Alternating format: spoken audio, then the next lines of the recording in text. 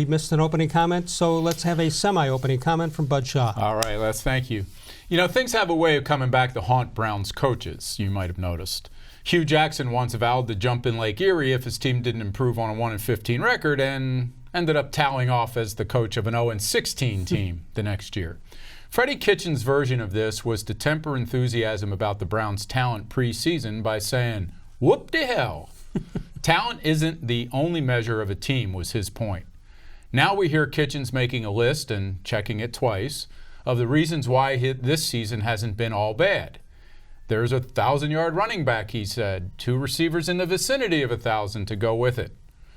Well, I'm not sure the best defense for a coach charged with not doing enough with the roster he inherited is to remind us of Nick Chubb, Jarvis Landry, and Odell Beckham Jr. This year has been about squandered talent. And as a coach staring hard at a 7-9 season, if not worse, that's not a great look. And I can only say, whoop-de-hell.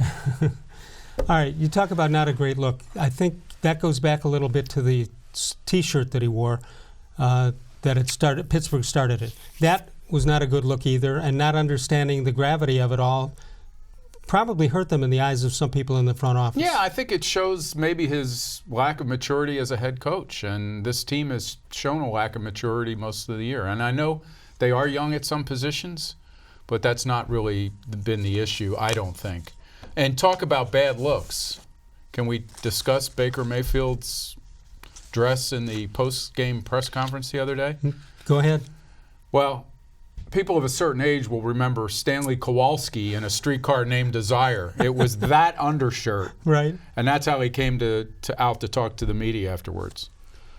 Is there anything behind it, or just bad judgment? I don't know. I mean, I'm not making a big deal out of it, but it was a little bit different, a little bit odd.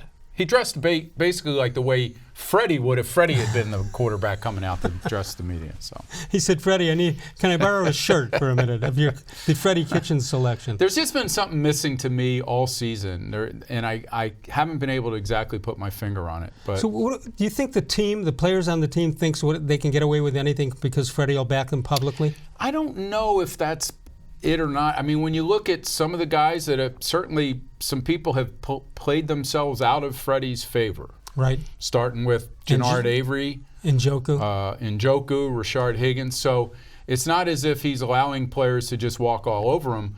But I do think this thing with the wide receivers and how badly they want to win and get the ball and all that stuff, that Freddie could do a lot better than come out and support them every time some issue like this comes up. Just say, hey, we all want the ball. Sure. We all want to win. We all have to do our jobs and end it there. And so to